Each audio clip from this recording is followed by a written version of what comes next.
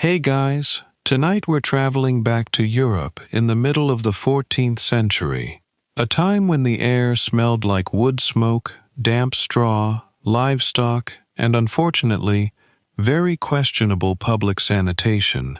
So dim the lights, get comfortable, maybe pull a blanket over yourself, and let your brain slowly drift through one of history's strangest chapters. Tonight isn't really about kings winning battles or famous heroes changing the world. It's about ordinary people, farmers, bakers, monks, merchants, children chasing chickens through muddy streets, people who woke up one morning expecting another perfectly average medieval Tuesday and instead found themselves living through one of the greatest disasters in human history. Don't worry, we're keeping this sleepy. No dramatic music, no horror movie narration, just a slow walk through medieval life, where almost everything was slightly inconvenient, many things were unhealthy, and nobody had the slightest idea what bacteria were, which in hindsight feels like a rather important thing to have missed. So settle in. Let's quietly wander into Europe in the year 1347. Imagine waking before sunrise, not because you wanted to, because your rooster had decided that sleeping was apparently a moral failure. There were no alarm clocks. There were no smartphones. There certainly wasn't coffee waiting in a programmable machine. Your day simply began whenever nature, or noisy animals, said it did. Your mattress was probably stuffed with straw. Comfort was optimistic. Every few months the straw might be replaced, if your family had enough money. Otherwise, you simply continued sleeping on increasingly flattened vegetation. Luxury looked very different in medieval Europe. A nice blanket could become a family heirloom. A wooden spoon might last generations. Shoes were repaired over and over until they were more repair than original shoe. Fast fashion would have completely confused these people. They owned maybe 2 outfits, one for ordinary life, one for church, if they were lucky. Outside, villages slowly came alive. Smoke curled from chimneys. Dogs wandered wherever they pleased. Geese behaved exactly as geese behave today, which is to say, aggressively. Some things never change. Most people lived in tiny farming communities. The majority of Europe's population worked the land. Their lives followed seasons rather than calendars. Spring meant planting. Summer meant endless labor. Autumn meant harvest. Winter meant hoping last year's harvest had been generous enough. Hope was an important crop, because food security certainly wasn't. Breakfast wasn't elaborate. Bread, maybe cheese, perhaps onions. Ale was surprisingly common, not because everyone wanted to spend mornings celebrating.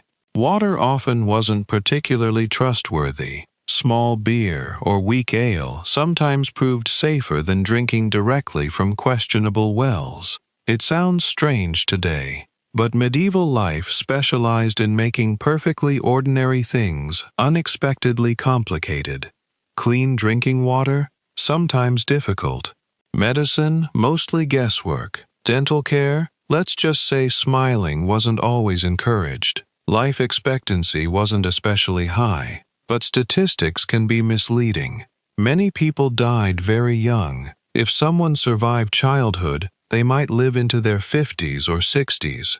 Old age certainly existed. It simply required surviving everything else first. Children started working almost immediately, not because medieval parents disliked childhood, because everyone needed to contribute. A 6-year-old might collect firewood. An 8-year-old might help care for animals. Teenagers often worked like adults. There wasn't much concept of adolescence. You were small, then suddenly useful, then old. The transition happened surprisingly quickly. Villages were tightly connected. Everyone knew everyone else's business. Privacy was almost mythical. If your cow escaped, everyone knew. If you burned dinner, everyone knew. If you secretly liked the blacksmith's daughter, everyone definitely knew. Gossip traveled faster than horses. People relied on one another. Harvests required teamwork. Buildings required neighbors. Illness required family. Community wasn't optional. It was survival. Religion shaped nearly every hour of life. Church bells organized the day. Priests explained the world. Most people couldn't read. Books remained astonishingly expensive. Everything had to be copied by hand. Imagine handwriting an entire Bible. Now imagine making even one spelling mistake. Monks probably developed impressive patience, or quietly screamed inside, probably both. For ordinary villagers, God explained everything. Good harvest? God smiled. Storm destroyed crops? God had reasons. Baby survived illness? Blessing. Someone died unexpectedly? Also part of God's plan. Faith wasn't simply religion. It was the framework through which reality itself made sense. Nobody imagined invisible microorganisms. Nobody discussed immune systems. Viruses didn't exist in anyone's understanding. Neither did bacteria. Instead, many illnesses seemed mysterious, almost magical. Medicine mixed ancient science, herbal remedies, religious belief, and optimism. Lots of optimism. Doctors sometimes examined urine. They believed its color revealed disease. They consulted astrology. Because naturally the stars apparently had opinions about your stomach. Bloodletting remained popular. Feeling sick? Perhaps removing some blood would help. If that failed, perhaps remove more. Medicine occasionally resembled determined improvisation. Yet these practitioners genuinely wanted to help. They worked with the knowledge available. History is often kinder when we remember that. Markets brought excitement.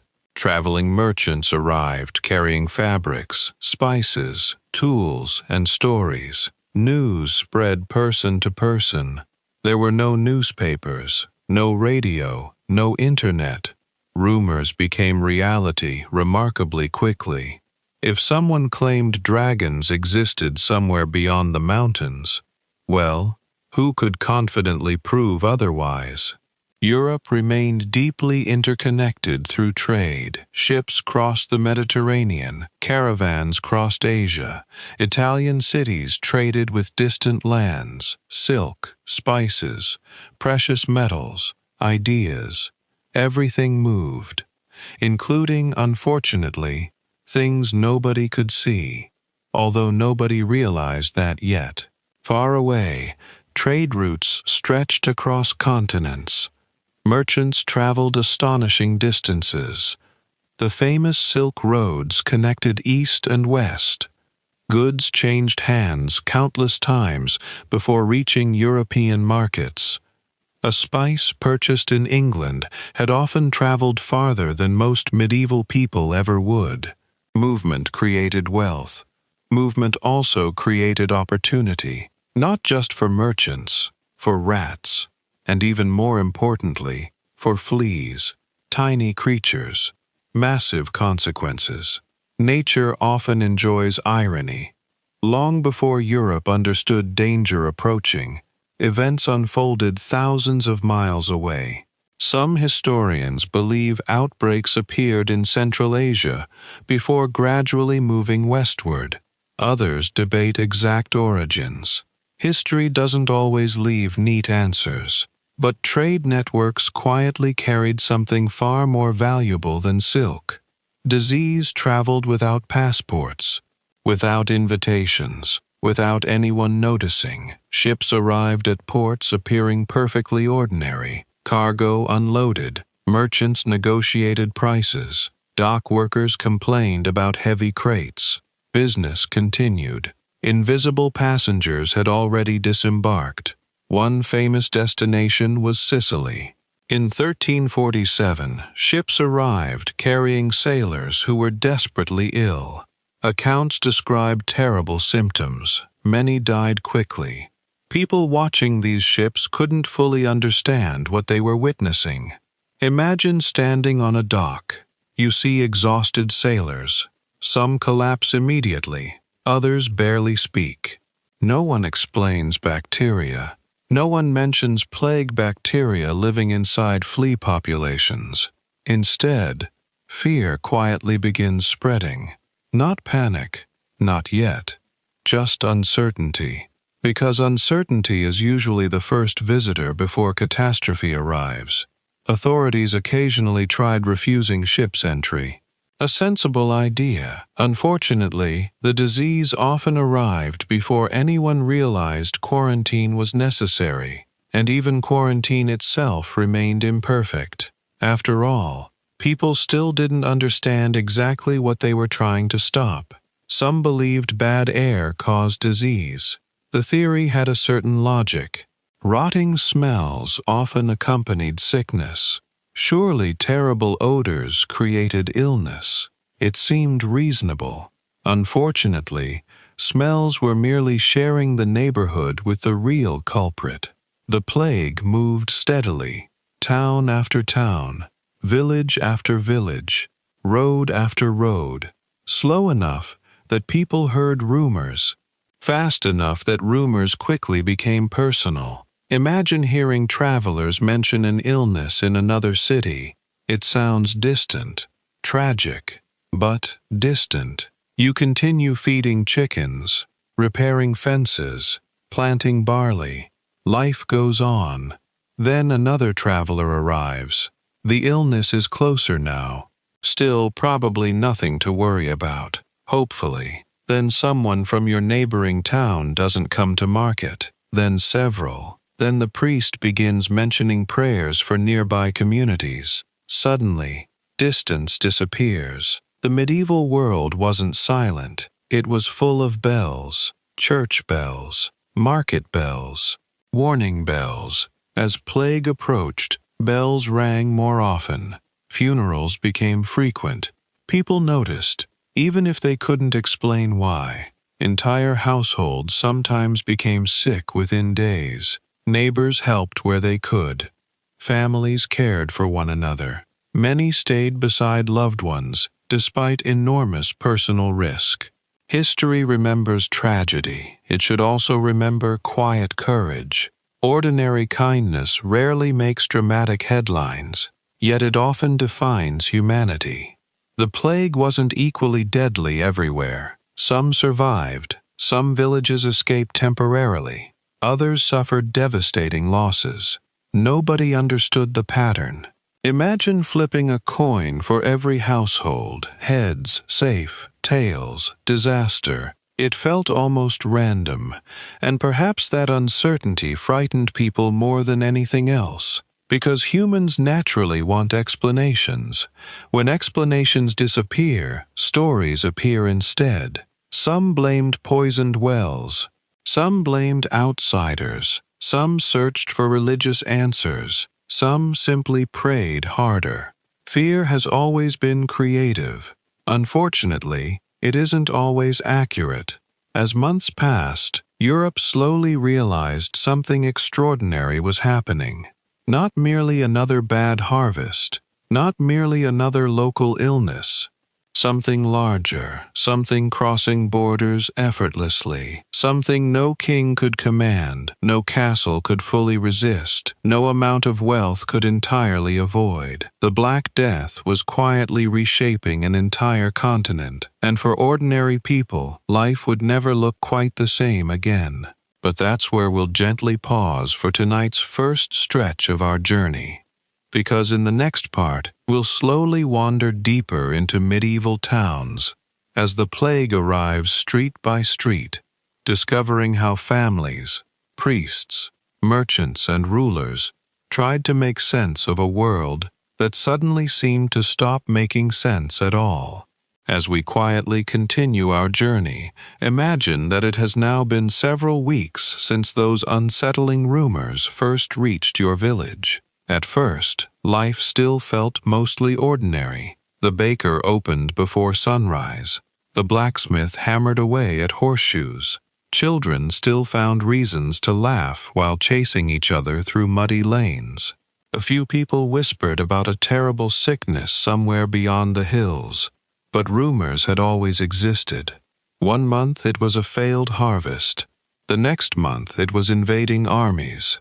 Then it was strange lights in the sky.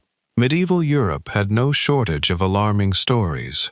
Surely this would become just another one.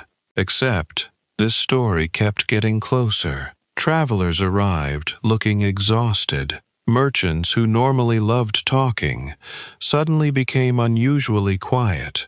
Instead of discussing wool prices or wine shipments, they asked one simple question: "Has anyone here become sick?" That alone was enough to change the mood. People began watching strangers more carefully. An unfamiliar face at the village inn suddenly attracted nervous glances. Visitors had once brought exciting news from distant cities. Now they brought uncertainty. It's funny how quickly human beings can change what they fear. One year, strangers represent opportunity. The next, they represent danger. Some things, unfortunately, have never changed. Inside medieval towns, life remained incredibly crowded. If you've ever imagined charming little stone villages with clean streets and colorful flowers, history would gently ask you to lower your expectations. Quite a bit. Many streets were narrow. Some were little more than muddy pathways squeezed between wooden buildings. During dry weather, dust drifted through the air. After rain, everything became slippery. People shared these streets with pigs, with chickens, with dogs, occasionally with goats who had absolutely no respect for personal space. Goats, it seems, have maintained remarkable consistency across the centuries. Waste disposal was creative. Some towns had basic drainage, many did not. Households often emptied waste into nearby pits, sometimes directly into the street. People shouted warnings before tossing things from upper windows. Hopefully. The key word there is hopefully. Even by medieval standards, nobody particularly enjoyed unexpected surprises falling from above. Rats thrived in these conditions. Warm buildings, stored grain, busy marketplaces, countless hiding places. To the people living there, rats were mostly just another unpleasant part of urban life. Nobody realized that tiny fleas living on many of those rats carried one of history's most devastating diseases. The true danger remained invisible, and invisible dangers are often the hardest to understand. The first illnesses usually appeared quietly. A merchant failed to open his shop. A washerwoman stayed home. A family skipped church. People assumed it was an ordinary fever. After all, sickness wasn't unusual. Medieval life included plenty of illnesses. Most came and went. This one did not. Neighbors began noticing strange swellings, high fevers, extreme exhaustion. People who looked perfectly healthy one day sometimes became desperately ill within only a short time. The speed confused everyone. Doctors examined patients carefully, or at least as carefully as medical knowledge allowed. Some recommended herbal mixtures. Others suggested bloodletting. Some burned pleasant-smelling herbs inside homes, believing fragrant air might protect against illness. Rosemary, juniper, lavender. If bad smells caused disease, surely pleasant smells could defeat it. The logic made sense, the biology did not. Still, people were trying, and that matters. History sometimes laughs at old medicine, but those physicians weren't foolish. They simply lacked centuries of scientific discoveries that we now take for granted. Imagine asking someone to solve a puzzle while hiding half the pieces. That's essentially what medieval medicine faced every day. Churches filled with frightened worshippers, Prayer became even more important. Priests encouraged confession. Families gathered together more often. Some people believed the plague represented divine punishment. Others wondered if the end of the world had finally arrived. It's difficult for us today to fully appreciate how naturally religious explanations fit into medieval life. Faith wasn't separate from everyday existence. It explained weather, harvests, birth, death. Disease naturally became part of that same spiritual picture. Meanwhile, local rulers faced impossible decisions. Should markets remain open? If they closed them, people might starve. If they stayed open, illness might spread further. Should city gates close? Doing so trapped supplies outside. Leaving them open invited more travelers. No handbook existed for governing during a pandemic. Every decision carried consequences, and every choice risked criticism. Some towns attempted early forms of quarantine. The word itself would later come from the Italian practice of isolating arriving ships. 40 days.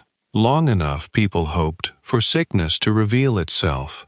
The number carried religious significance as well. 40 days appeared repeatedly throughout biblical stories, so it felt appropriate. Scientific, not entirely. Surprisingly helpful, often, yes. Sometimes tradition accidentally wandered into good public health.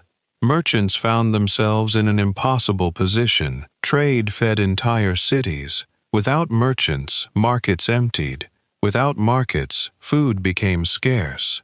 Without food, well, plague wasn't the only thing capable of causing disaster. Some merchants continued traveling despite enormous risks. Others stayed home, watching their savings disappear. Imagine owning a business today and suddenly wondering whether opening your doors might cost you your life. It's not an easy calculation. Families struggled with equally painful choices. If one relative became sick, should everyone remain together? Leaving felt heartless. Staying increased everyone's risk. Most chose love. Parents cared for children. Children cared for parents. Husbands stayed beside wives. Wives stayed beside husbands. Many people placed compassion above personal safety, not because they misunderstood danger, but because abandoning loved ones seemed even worse. Those quiet acts of devotion rarely appear in dramatic paintings, yet they happened every single day. Monasteries faced their own heartbreaking challenges. Monks lived together, they prayed together, worked together. A disease spreading through close communities could move quickly. Still, many monasteries continued caring for the sick. They copied manuscripts, prepared simple medicines, offered shelter where possible. Some communities lost large numbers of their members. The work continued anyway, because someone had to continue it. The countryside initially seemed safer than crowded cities. Fresh air, open fields, fewer people. Surely the plague would struggle there. Sometimes it did. Sometimes it didn't. Travelers carried illness along country roads. Markets connected villages. Pilgrims moved between churches. No community remained completely isolated forever. Even remote farms eventually heard the same dreadful church bells. Life became strangely quiet. Festivals were canceled. Markets grew smaller. Travel slowed. Conversations became shorter.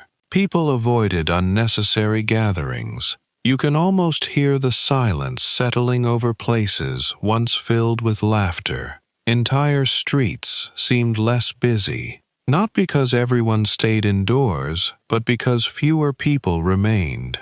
Work began falling behind. Fields waited to be planted. Tools sat unused. Harvest schedules slipped. Normally, every pair of hands mattered during farming season. Now, many of those hands were missing. A medieval farm depended on labor. Without workers, everything slowed. Even animals noticed changes. Cows still needed milking, sheep still wandered, horses still required care. Nature continued following its rhythms regardless of human tragedy. The seasons never paused. Spring still became summer.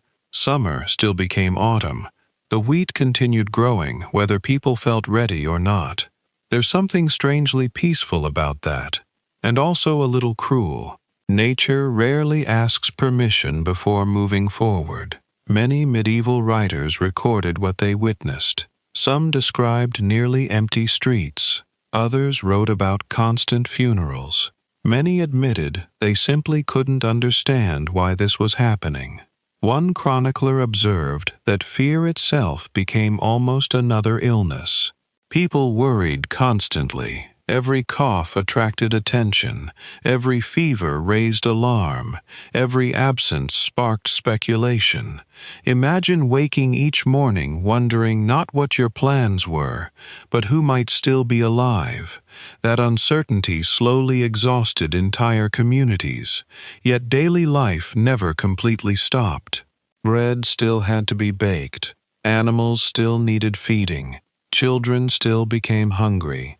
Laundry still accumulated. History often focuses on extraordinary events, but even during the greatest disasters, ordinary chores stubbornly continue. Someone always has to wash the dishes, even during the Black Death, perhaps especially then, and slowly, very slowly, people began noticing something unexpected. Labor had become scarce. There simply weren't enough workers. Landowners who once took peasants for granted suddenly found themselves needing those workers far more than before. At first, nobody fully understood what this meant. It was simply another consequence among countless others. But over time, this shortage would begin changing medieval society itself. Sometimes history transforms, not because powerful rulers make brilliant decisions, but because ordinary people become unexpectedly valuable. We'll drift into that remarkable change in the next part, where surviving workers discover that their labor suddenly has new importance. Old social rules begin quietly cracking, and medieval Europe starts becoming a very different place than the one that existed before the plague ever arrived. As we gently continue our journey through the 14th century, the first great wave of the plague has finally begun to slow in many parts of Europe.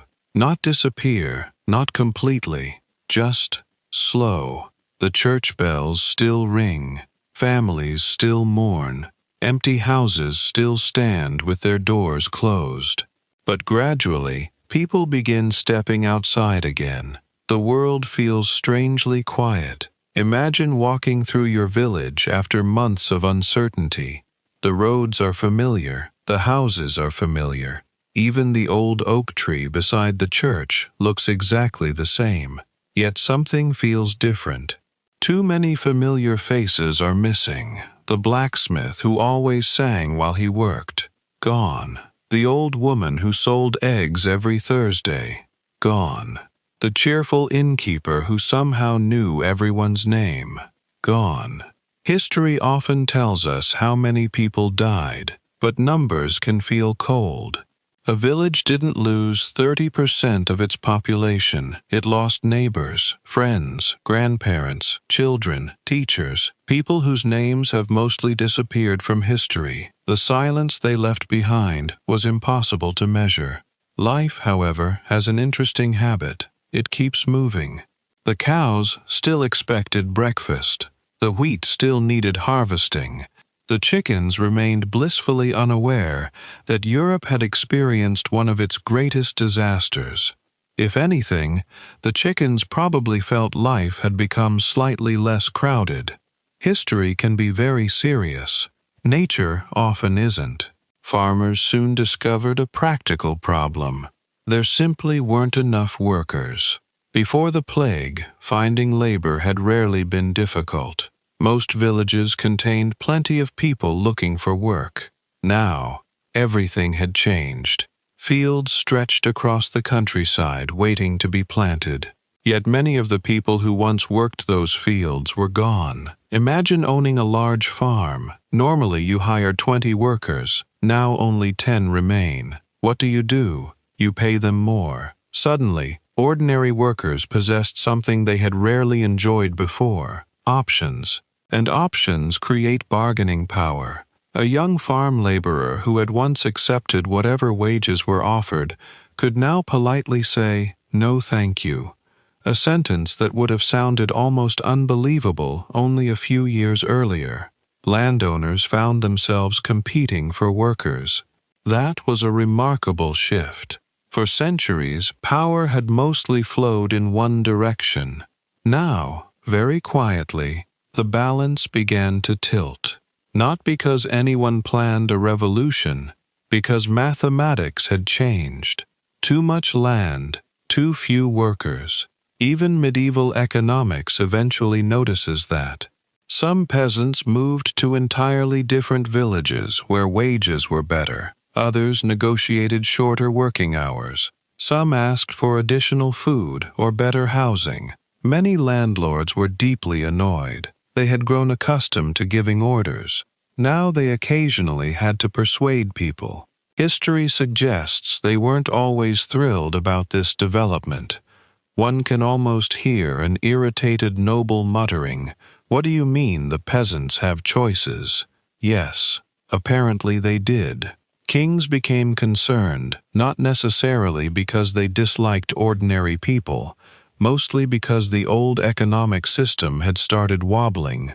In England, for example, the government attempted to freeze wages at pre-plague levels. The idea sounded simple. Workers should accept the same pay as before. Problem solved. Except, people don't usually enjoy earning less when everyone else desperately needs their labor. Laws are one thing. Reality is another, and reality often wins. Many workers simply moved elsewhere. Enforcing wage controls across thousands of villages proved ambitious. Governments occasionally discover that writing laws is considerably easier than making everyone obey them. Some lessons never become outdated. Meanwhile, craftsmen experienced similar changes. Carpenters, stone masons, weavers, blacksmiths, their skills suddenly became even more valuable. Cities competing to rebuild needed experienced workers. A skilled craftsman could sometimes earn far better wages than his father ever imagined. Opportunity appeared in unexpected places, not because times were good, but because surviving expertise had become precious.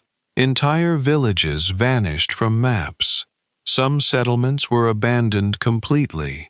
Fields slowly returned to forests.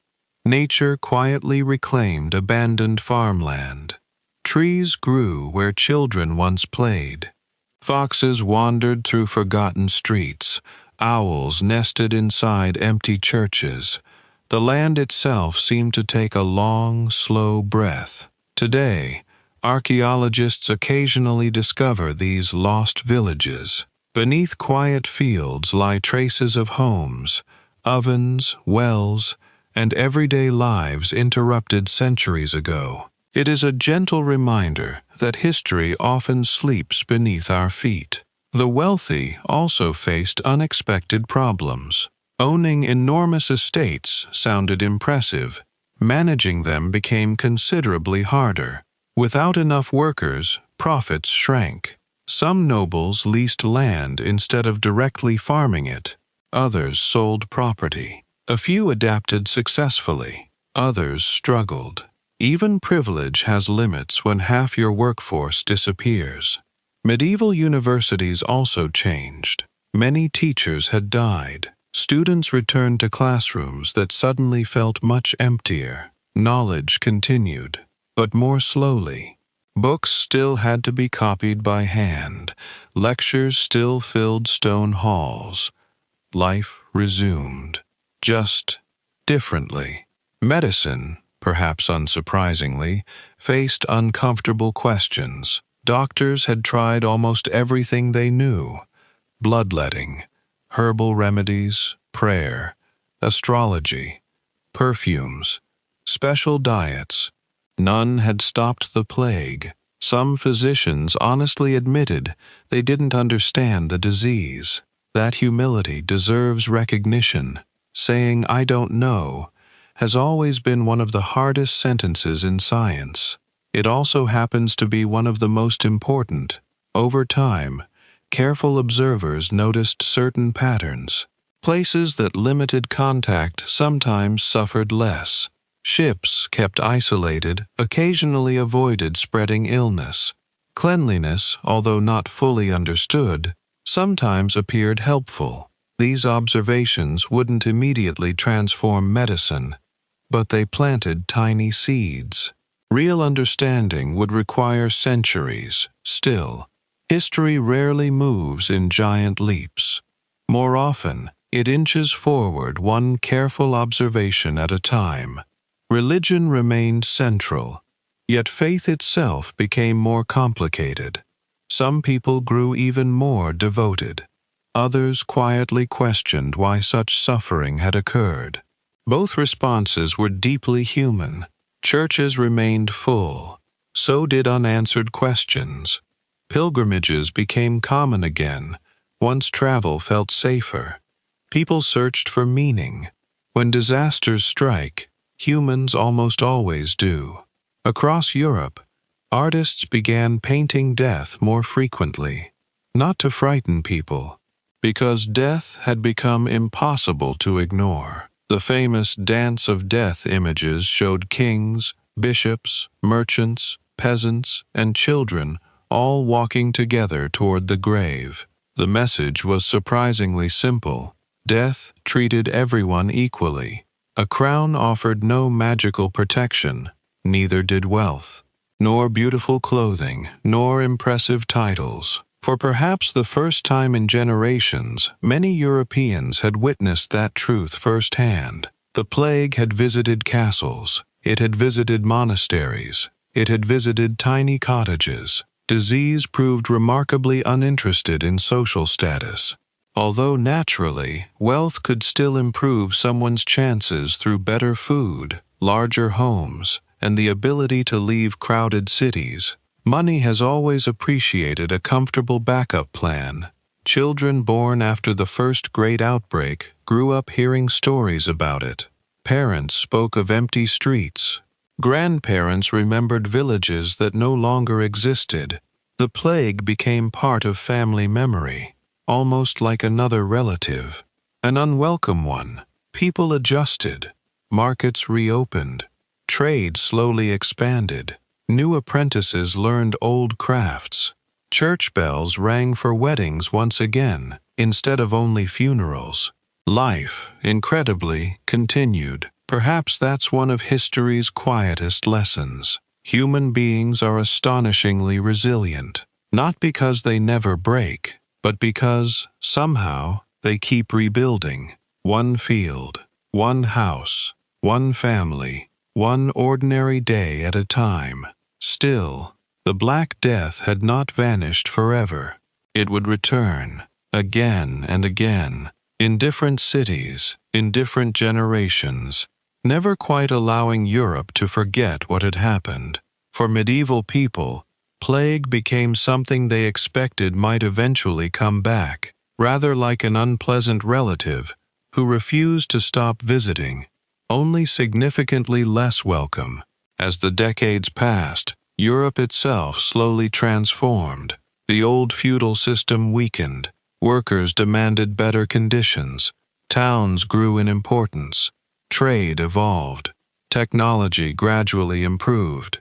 Many historians argue that the Black Death, tragic as it was, unintentionally accelerated enormous social and economic changes. No one living through it could have seen that future. They were simply trying to survive tomorrow. History often looks orderly when viewed from centuries away. Living through it feels nothing like that. To the people of 1350, there was no grand historical narrative. There was only today's work, today's weather, today's meal, and quiet hope that tomorrow might finally be a little kinder. We'll continue that gentle journey in Part 4, where we'll explore how everyday survivors rebuilt their homes, marriages, traditions, and communities, and how an entire generation learned to live in a world permanently shaped by the shadow of the Black Death. As we quietly continue our journey, the worst of the Great Plague has passed in many places. The panic has faded. The constant ringing of funeral bells has become less frequent. Markets are beginning to fill again. Children are once again chasing one another through village streets. Life, almost unbelievably, is returning, not to what it was, but to something new. History rarely gives anyone the chance to return to the old normal. Instead, it quietly builds a different one. Imagine waking up in the year 1352. The sun rises just as it always has. The birds sing exactly as they did before the plague. The village church still stands. The fields still stretch toward the horizon. At first glance, everything seems familiar. Then you notice the empty cottages. Some have collapsed. Others sit quietly with broken roofs. Wild flowers grow where gardens once flourished. Nature has begun reclaiming places where families once laughed over simple evening meals. No one planned this. It simply happened because there were no longer enough people. Many villages now looked strangely oversized. There were more houses than families, more farmland than workers, more opportunity than anyone had expected. Young couples found it easier to obtain land. Before the plague, farmland could stay within the same family for generations. Every son hoped to inherit. Usually only one did. Now, there were abandoned fields waiting for new owners. A farmer who once expected to rent a tiny strip of land might suddenly find himself cultivating several acres, not because he had become wealthier overnight, because history had unexpectedly rearranged the board. It was a tragic inheritance, but an inheritance all the same. Marriage also changed. The plague had left many widows and widowers. Many people eventually remarried, not simply for romance. Although affection certainly existed, marriage in medieval Europe was also practical. Two adults working together could manage a farm far better than one person alone. Children needed care. Animals needed feeding. Fields needed planting. Life rewarded teamwork. Love was welcome. Reliable help with harvesting was equally appreciated. The medieval version of romance often included discussions about sheep. Quite a lot of discussions about sheep. Homes slowly filled with laughter again. Babies were born. Families grew. Parents who had survived the plague often became especially protective of their children. After witnessing so much loss, every birthday felt precious. Every healthy winter felt like a blessing. Every ordinary day carried new meaning. Children, of course, remained children. They played games. They climbed trees. They invented imaginary adventures. Even after one of history's darkest disasters, childhood refused to disappear. That may be one of humanity's greatest strengths. Each new generation arrives without carrying the full weight of the previous one. Markets gradually became lively once again.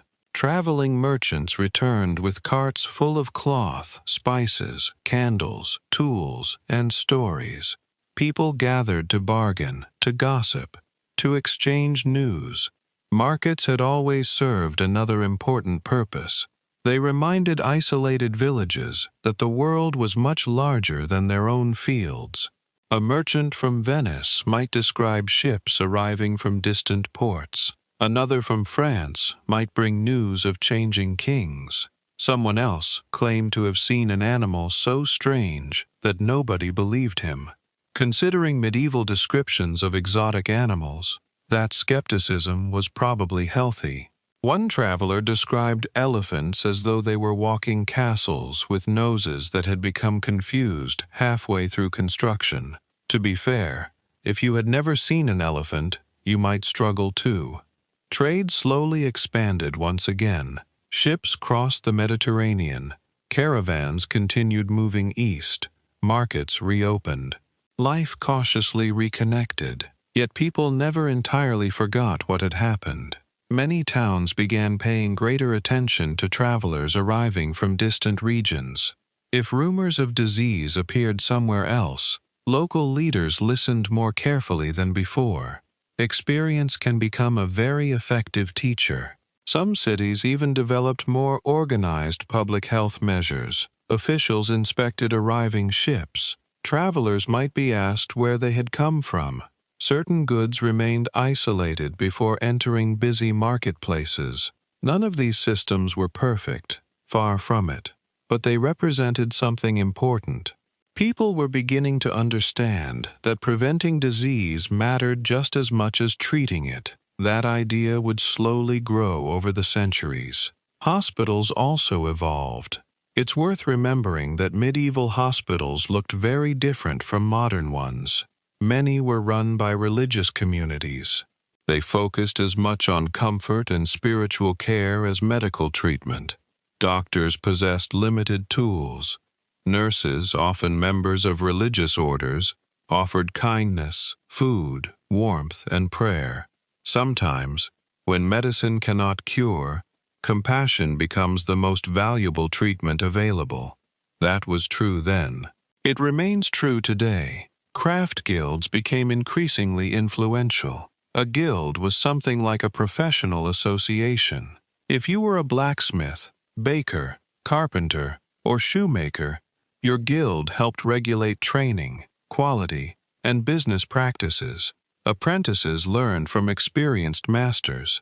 Skills passed carefully from one generation to the next. After the plague, skilled workers became even more respected. Good craftsmanship mattered. A reliable mason could help rebuild abandoned neighborhoods. An experienced carpenter might spend years constructing new homes. A talented baker became someone every village appreciated, especially before breakfast. Some professions never lose popularity. Universities slowly recovered as well. Young scholars continued studying law, philosophy, astronomy, and medicine. Books remained precious. Every page required careful copying by hand. Imagine spending months creating a single manuscript. One spilled candle, and suddenly everyone had a very bad evening. Patience was practically a job requirement. Artists began creating different kinds of paintings. Some celebrated hope. Others reminded viewers that life could change unexpectedly. Flowers appeared beside skulls, young faces beside old ones, simple meals beside expensive jewelry. The message quietly echoed across Europe. Nothing lasts forever. Not wealth, not beauty, not hardship either. Everything passes. The plague had taught that lesson more clearly than anyone wanted. Even architecture reflected change. Some wealthy families funded new churches. Others built chapels in memory of relatives. Stone buildings replaced older wooden ones in many growing towns. Construction became a sign that life was continuing. Every new roof represented confidence. Every finished bridge suggested optimism. Building anything is, in its own quiet way, an act of hope. Meanwhile, the countryside remained peaceful, at least compared to crowded cities. Farmers still measured time by sunrise. Seasons remained the true rulers of rural life. Spring planting, summer haymaking, autumn harvest, winter repairs. The calendar written by nature never required updating. People still depended heavily on weather. One poor harvest could create hunger. 2 poor harvests became dangerous.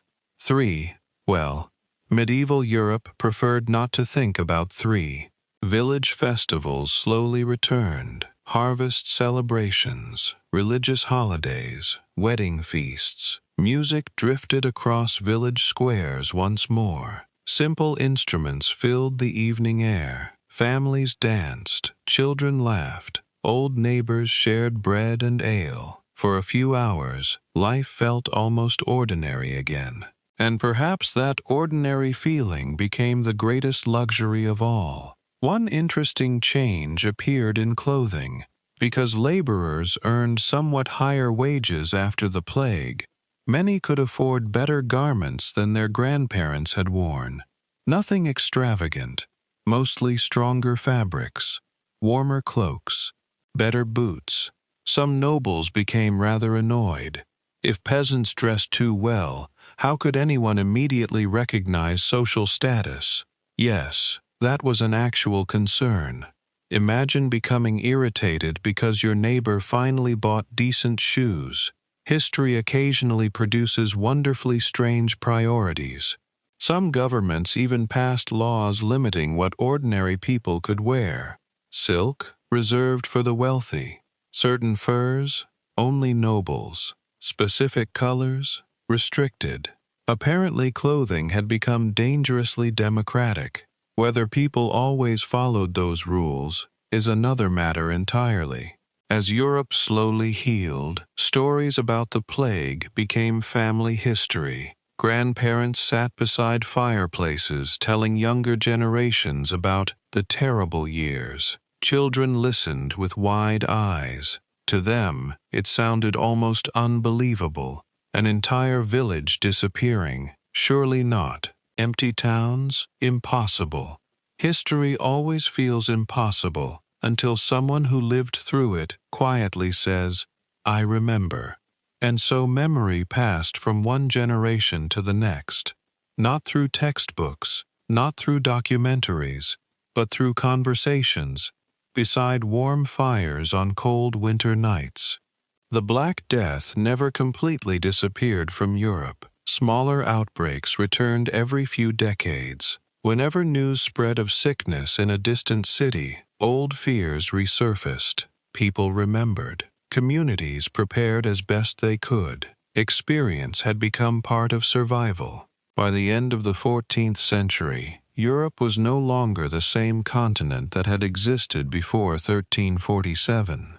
Its economy had changed. Its workforce had changed. Its social structure had shifted. Its people had changed. Not all at once, not dramatically, but steadily, like a river quietly carving a new path through stone. And perhaps that is the quietest truth about history. The greatest changes are often invisible while they are happening. People simply wake up, go to work, raise children, repair fences, bake bread, fall in love, grow old.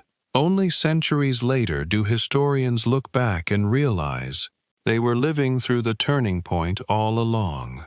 We'll continue our slow journey in Part 5, where we'll explore how the Black Death quietly reshaped Europe's future, changing cities, farming, religion, science, and eventually helping lay the foundations for the remarkable transformations that would lead toward the Renaissance. As we continue our slow evening journey, the years keep moving forward. The plague has not vanished from memory. Far from it. Children born after the great outbreak grow into adults.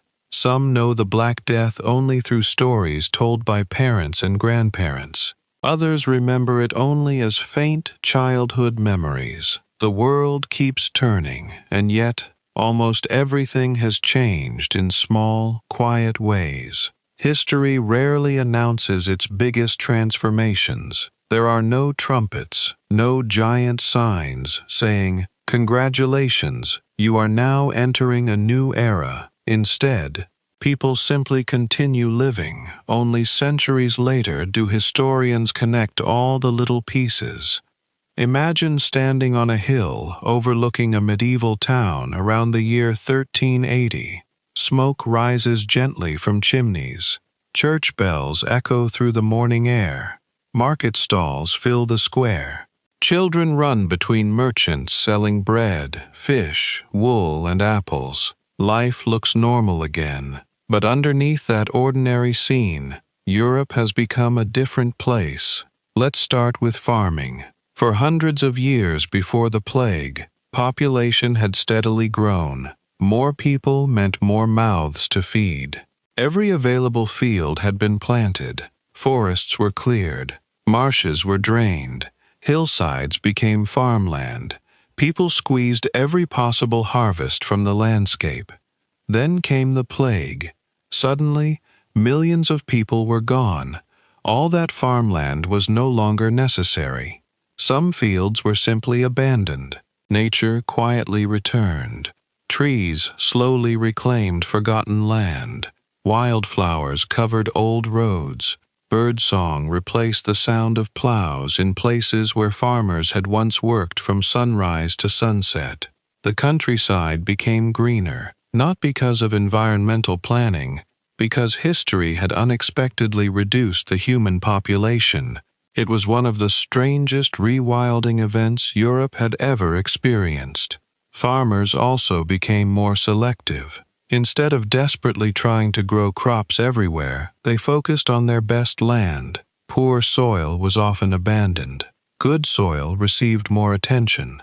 Agriculture gradually became more efficient.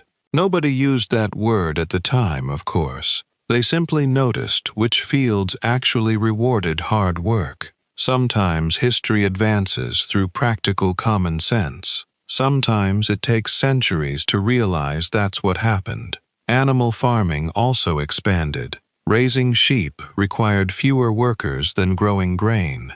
With labor in short supply, many landowners shifted toward livestock. Soon, sheep wandered across hills that had once produced wheat. The sheep, naturally, had no idea they were participating in economic history.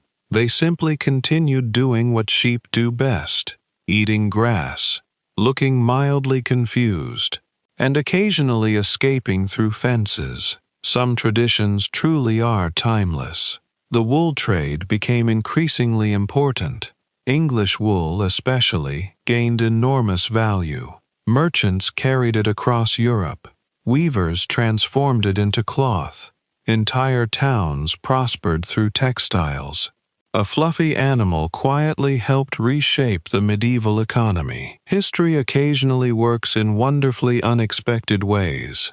Cities also continued evolving. Before the plague, many towns had become crowded. Now there was more space. Homes stood empty. Property changed hands. Builders repaired abandoned buildings. New workshops opened. Craftsmen expanded their businesses. Urban life slowly adapted to its new reality. Guilds became stronger than ever. If you wanted to become a goldsmith, baker, carpenter, or tailor, you usually joined a guild. Training remained long. Standards remained strict. Masters expected excellence. Your loaf of bread wasn't allowed to resemble a brick, although medieval bread occasionally came impressively close. Good craftsmanship earned respect, and increasingly, good money. Education slowly spread. Universities continued attracting students. Oxford, Paris, Bologna, Prague. Young scholars studied ancient Greek philosophy, Roman law, mathematics, theology, and medicine. Many professors quietly questioned old assumptions, not because they wanted to rebel, because recent history had forced difficult questions. If traditional medical ideas had failed during the plague, perhaps some ideas deserved closer examination. Scientific thinking doesn't usually appear overnight. It grows slowly, one question at a time. Religion remained deeply important throughout Europe. Churches still filled every Sunday. Monasteries continued copying manuscripts. Pilgrims still traveled to holy sites. Yet the relationship between ordinary people and religious authority had become more complicated. Many had watched devoted priests die alongside everyone else.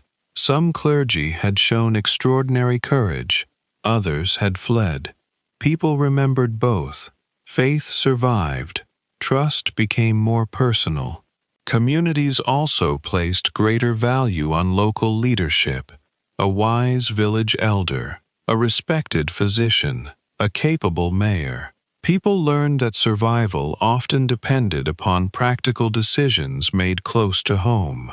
Not everything could be solved by distant rulers. Speaking of rulers, let's quietly visit Europe's royal courts. Kings and queens also experienced enormous changes after the plague. Tax income often declined. Fewer people meant fewer taxpayers. Armies became more expensive to recruit. Workers demanded better wages for castle construction. Even powerful monarchs discovered that economic reality had become rather stubborn. Money, unfortunately, remains unimpressed by royal titles. A king could issue magnificent proclamations. Coins still needed to exist. Some rulers attempted to restore the old order. Others accepted that society had permanently shifted. The smartest generally adapted. History often rewards flexibility more than pride. Well, eventually, not always immediately, the legal system changed too. Property ownership became surprisingly complicated. Imagine an entire family disappearing. Who inherited their land? A cousin? A neighbor? The local lord? Courts suddenly handled countless inheritance disputes. Lawyers found themselves unexpectedly busy.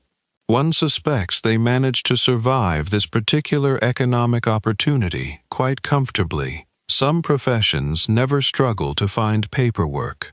Art entered a fascinating period. Painters, sculptors, and writers reflected more deeply on human life. They explored themes of mortality, time, hope, faith, memory. The famous image of the Dance of Death continued appearing across Europe. Skeletons danced with kings, bishops, merchants, and peasants alike. The message remained wonderfully equal. Eventually, everyone joins the same dance. Cheerful? Not exactly. Honest? Very much so. Music also continued changing. Church choirs expanded. Traveling musicians entertained fairs and festivals. Simple melodies drifted through villages during weddings and harvest celebrations. After years of grief, people seemed to appreciate joyful moments even more. Perhaps that's another lesson disasters quietly teach. Ordinary happiness becomes extraordinary. A warm meal, healthy children, good weather, friendly neighbors. Things once taken for granted suddenly become precious. Travel gradually increased again. Roads became busier. Ships crossed familiar trade routes. Merchants carried goods farther than ever before. With trade came ideas. Ideas crossed borders almost as easily as spices. Some were brilliant, some were questionable.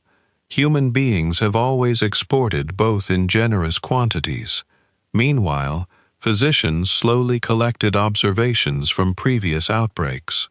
No one yet understood bacteria.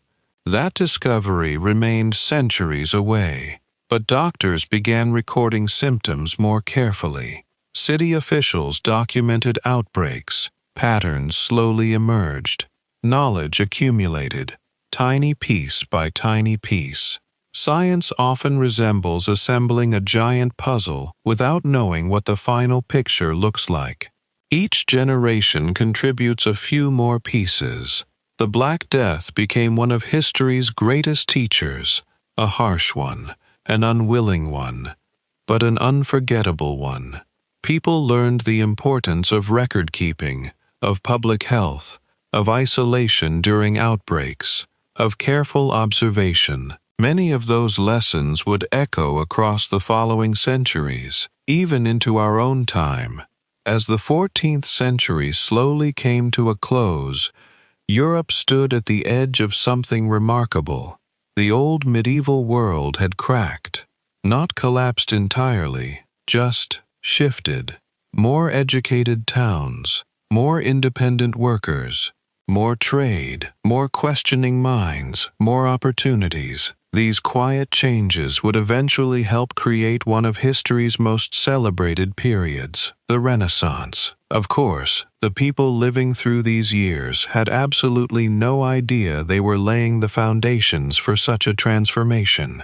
They were simply trying to earn a living, raise their children, repair leaking roofs, keep the chickens from wandering into the vegetable garden, which, judging by medieval records, was apparently an endless battle. Some struggles truly are eternal.